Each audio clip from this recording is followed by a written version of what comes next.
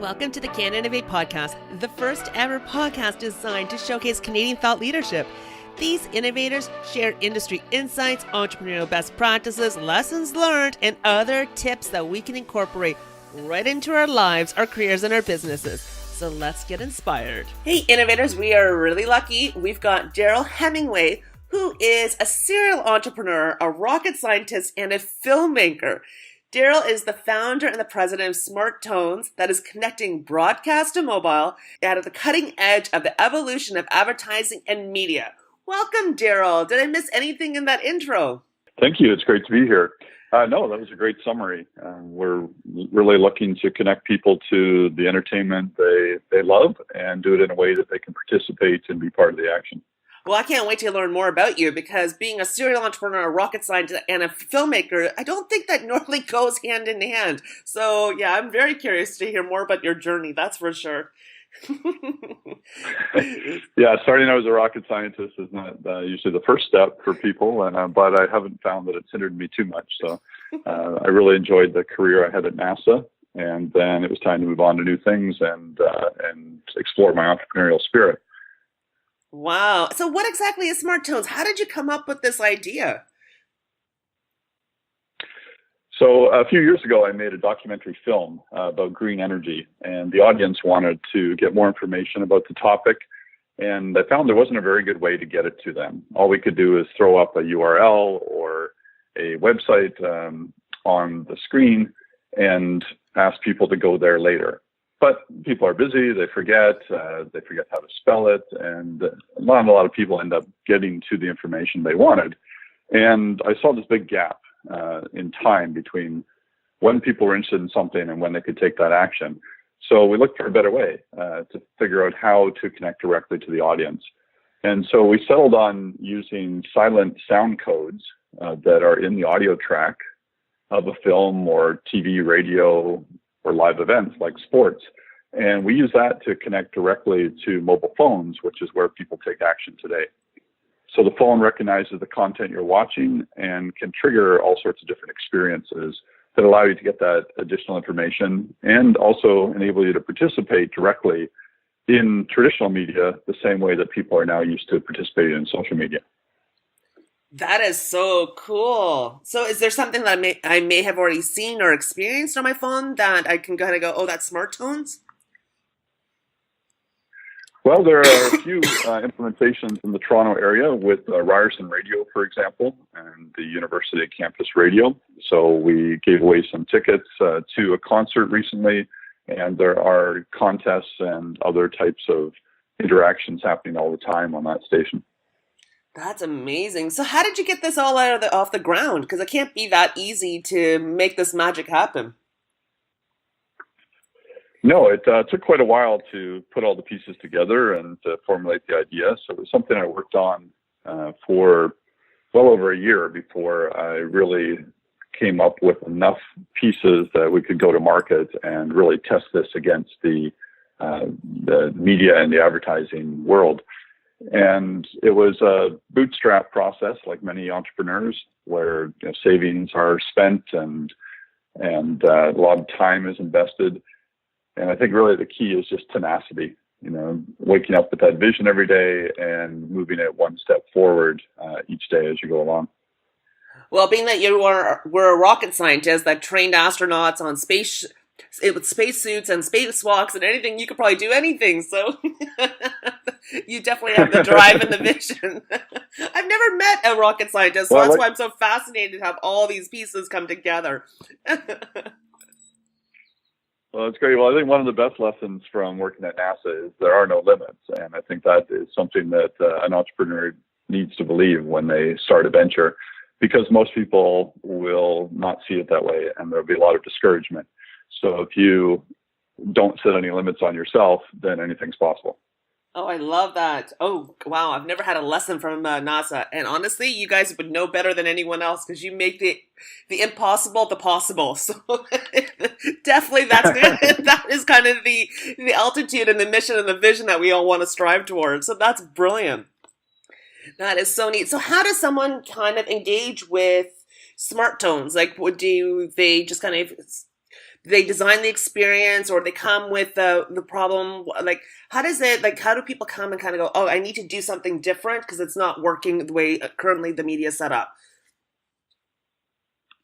Yeah, that's exactly the problem we're seeing. So if you think about your own experience, viewing television or listening to the radio, or even going on a website, you probably have been bombarded by advertisements and unwanted content that pops up at the wrong time everywhere you don't want it to be. And that has become sort of the paradigm that technology has driven media to. And myself, as well as many others, are pretty annoyed by all those ads. And some people are installing ad blockers and things.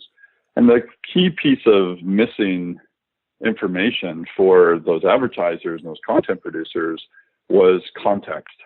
What is the timing of the message delivery? What is the brain engaged in?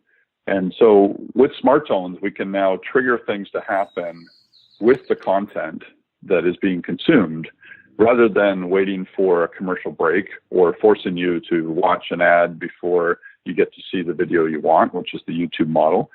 We can now trigger things at the right time in the right moment. And that allows us to create relationships. So for a consumer, you may have some apps on your phone that are related to entertainment and content that you enjoy, whether that's news or sports or movies. And those apps can now become the connection to that content, allowing you to figure out what other movies this actor was in or where it was shot, how the film was made.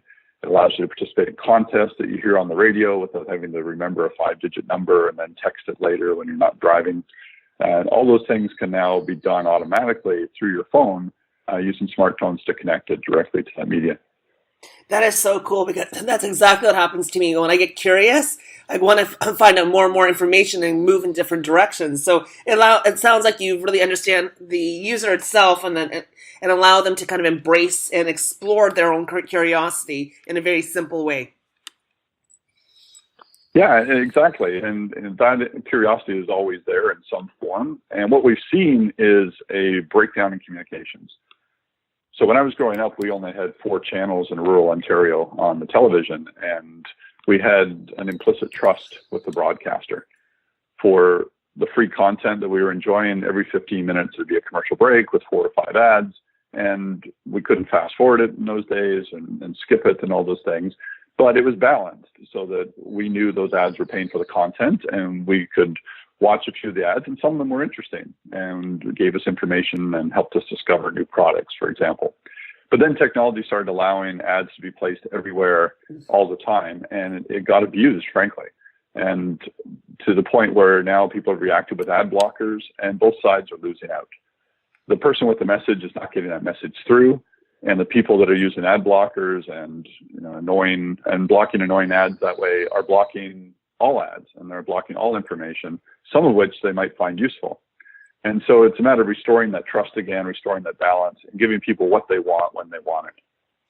It's so true, right? Because I'll get used to certain things. So, you're on YouTube and you're like, okay, it's going to be 2 minutes. Okay, I'm going to make a cup of coffee during those 2 minutes. So we all know kind of how to get around that. But, it sounds like you've kind of figured out how to kind of really utilize that so you can have a more of an entertainment type of experience. So you're kind of really more engaged, and you're like, oh, this is kind of cool. I want to do this. I want to try this. And it's more fun. It just sounds more fun to me. Exactly, more fun. And that's what's very exciting about this industry. It's very dynamic. And when I first started talking to people, when I went to film festivals and conferences for broadcasters and talked to a few advertisers, I learned that there's huge changes going on. It's a very dynamic industry. A lot is happening. And that always spells opportunity, right? Change equals opportunity. And for entrepreneurs, we need to focus in on those industries that are changing rapidly. And definitely media and advertising is one of those spaces. Oh, I love that. Change equals opportunity. I love that. So what else excites you most about this industry?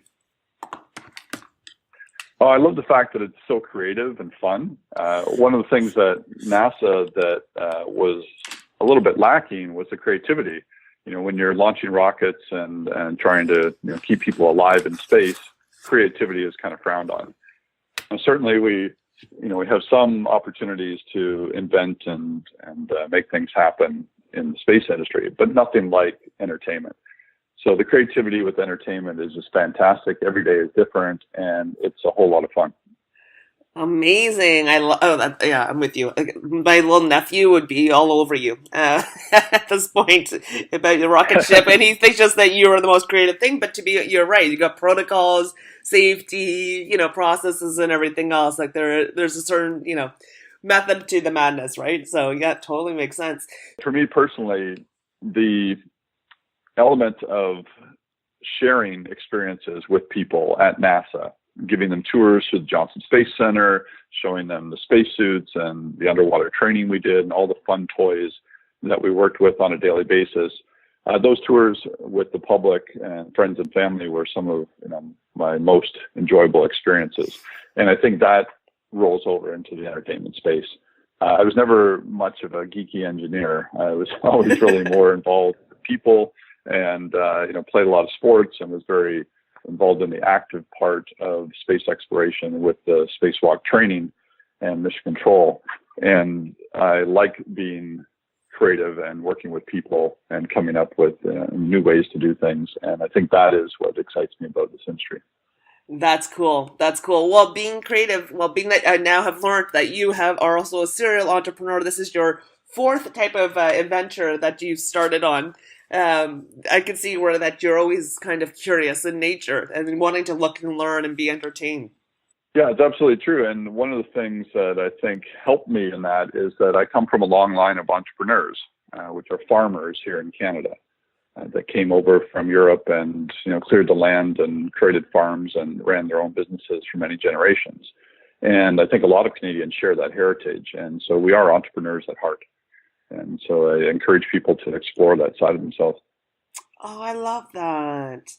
That's so true, right? All those farmers, they know hard work better than anyone else and how they have to move and shape and shift. And oh, I love that. Way to go, farmers of Ontario or Canada, for paving the path. I mean, you think about it, right? All the different weather conditions, everything gets thrown at them. You got to be able to really dive in different directions. So that's crazy. That's amazing. So I was really surprised to learn. Yeah, absolutely. You have to be very resourceful as a farmer. Oh yeah, I can imagine. So I can imagine that you've learned a lot of lessons or perhaps even some best practices between either this venture or other ventures that you've been a part of, being that you've got this heritage of being an entrepreneur in your DNA.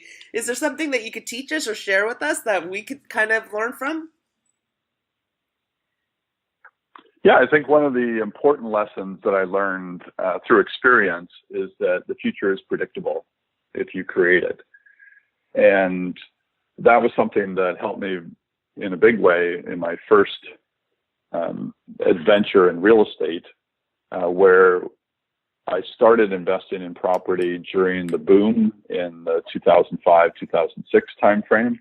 And learned the market in those conditions, and things were going well. And then, of course, in the U.S. in 2007, the rug sort of got pulled out from underneath the market, and everything crashed. And it was at that point that I went back to basics and really started to understand the markets and the cycles that happen in the real estate market. And it was through doing that research and really understanding in depth, the history of the market and how the dynamics work, that I was able to come up with a theory on what would happen next after that big crash. And the bet was that the market would recover very well in places like Phoenix, Arizona, which is where I decided to focus my investing efforts. And so we were able to buy property well below cost to build at the time, because real estate was shunned by most people who had lost money in the crash. And yet a lot of Canadians came with us to Arizona and helped invest in property there. And the predictions came true. The properties have more than doubled in value since then, which is what we predicted by looking at the data. And we did very well in that market. And same sort of thing is now available in this market too, by understanding the broadcast industry and seeing how things are changing, how advertisers are demanding measurements and better data on the customers and how their ads are being received and what responses the viewers have to that information. All of that creates a predictability. And as an entrepreneur, you have to have something to base your risk on and taking that risk. And so I learned that we can predict the future. And I also learned to take action when you're about 70% sure. If you wait until you're 100% sure, then you'll be way too late as an entrepreneur. So if you're about 70% sure that you're right, trust your gut and go for it. Oh, that's amazing. I love that quote of yours. The future is predictable if you create it. That is really like, that really, the penny dropped for me there. Oh, well, in Canada, we don't have a penny, so the dollar dropped for me there. Not anymore. The loony. Yeah, the loony dropped for me there. No, that's really powerful, right? Because if you got the data, you got to do that research, do the due diligence, and I like that how you're saying it. If you're 70% sure that based on that, and then trust your gut, and then you can go for it. Exactly. And when you're in a tough moment, when things are against you and you're struggling, then having that self-assurance of knowing the research you've done and the conclusions you've drawn and understanding that at a greater depth will keep you going. If you're just going off of somebody else's information or opinion, then when times get tough, then you'll falter because you don't have enough depth of knowledge and conviction on your own. And I see that a lot in real estate, but I see that in entrepreneurs across the board. No, that's amazing. So can you share maybe a sales or a marketing tip that kind of really helped you, pick up the pulse, either in this venture or the other ones? Because, you've got so many amazing interests that you must know, you definitely know how to hustle. Hustle must be in your middle name. Well, I've tried to make it so. Certainly, going through MIT and NASA, hustling in that sense was not one of the skills that was promoted or even needed. But when you step out into the business world, it's definitely an essential quality. So I've really worked to develop that skill. And marketing is so important because I think a lot of entrepreneurs fall into the trap of building something thinking they will come, and build it and they will come philosophy. But the reality is that if you build in a vacuum, you can often miss the mark, and your technology can become a hobby instead of a business. So one of the tips is to always start with the market. Start with sales and marketing, find your customers, and then build the product to meet those customers' needs.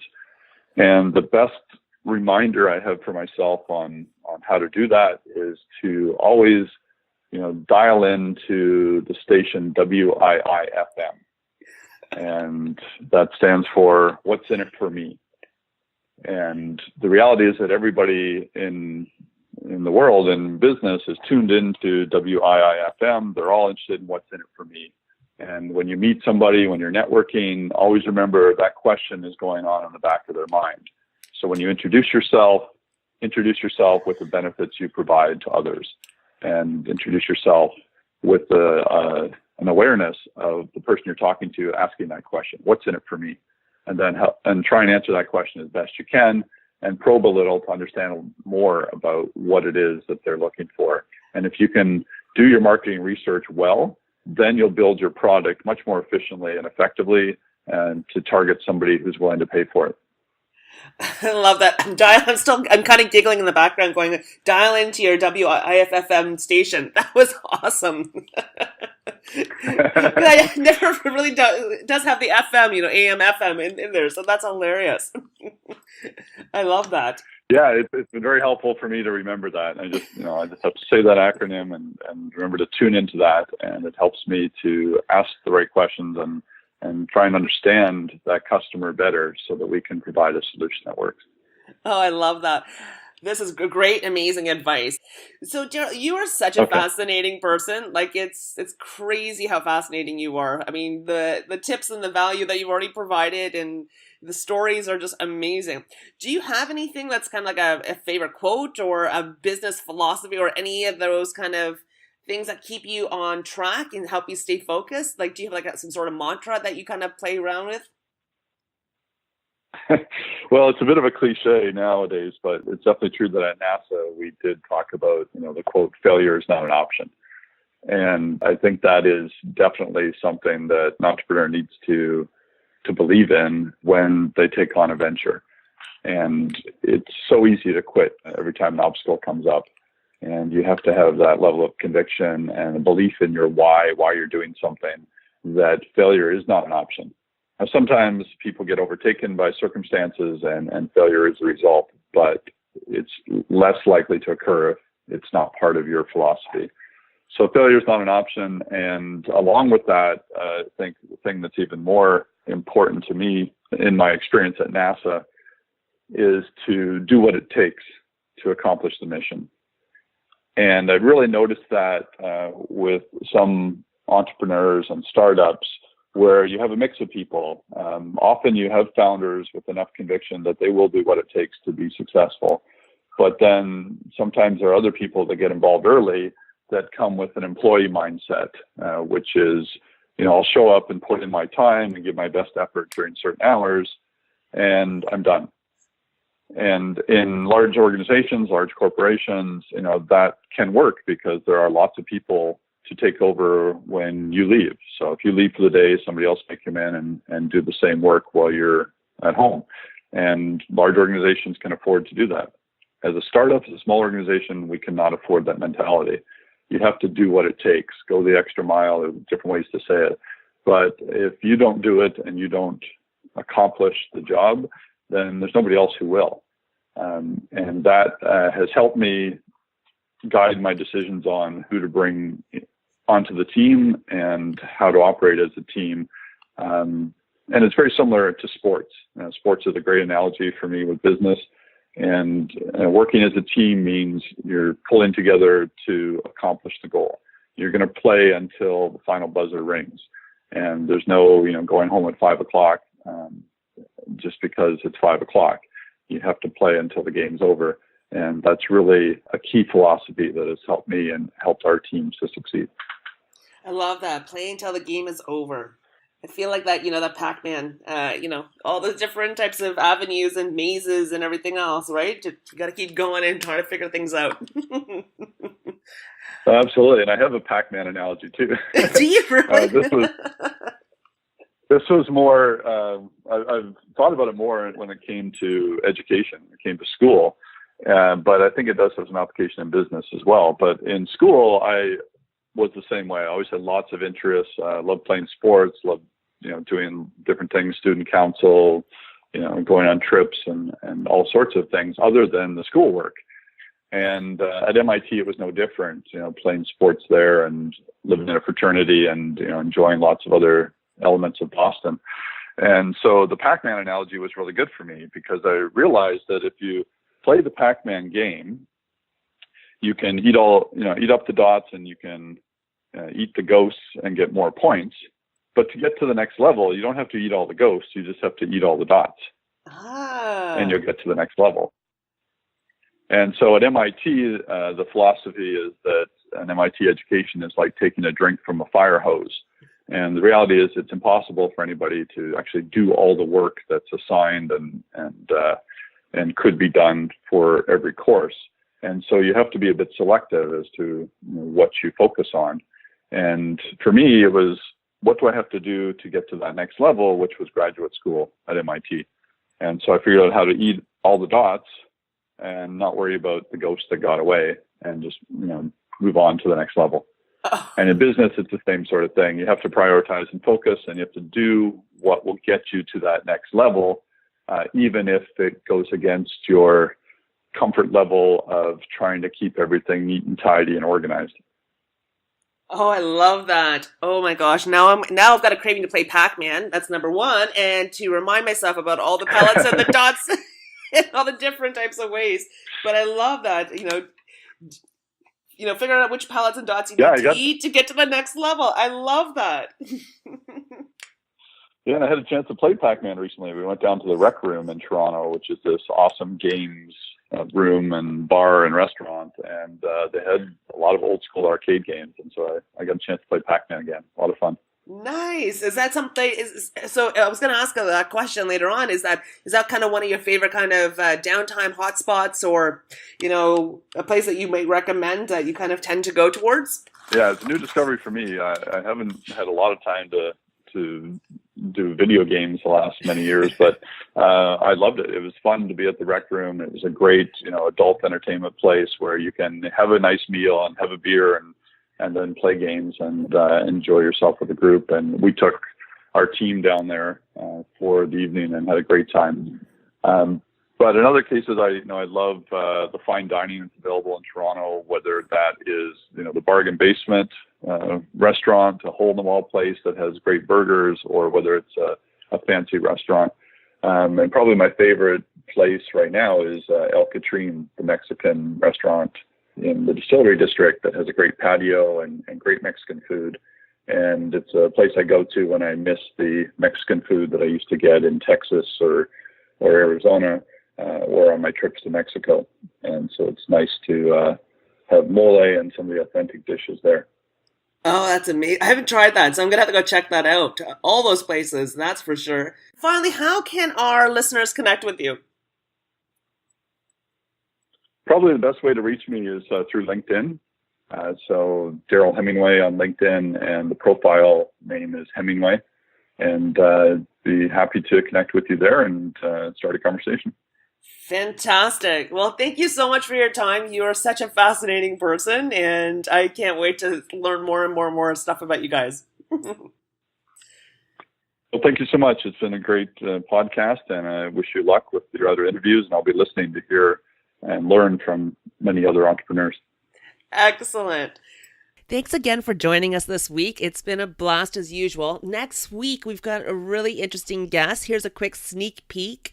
The biggest thing for me, or a few big things I'll kind of touch on, is one is like when you have an idea or whatnot, like it's so important that you get out there and you just talk to everybody that you possibly can about it. I've never heard of somebody telling somebody their idea and then all of a sudden 2 months down the road that other person's doing it. Thanks everyone for joining in and tuning in this week. Next week we've got another really cool episode. I hope you enjoyed the sneak peek. I'm going to try to do this and see how this works. If you guys are interested, like the little sneak teasers, let me know. I'd love to hear back from all of you. And don't forget to hit subscribe and leave a review. And let me know if you know of another Canadian innovator that's doing something really cool around the world. Let's get them showcased. Or if there's an innovation trend that you would like to specifically focus on.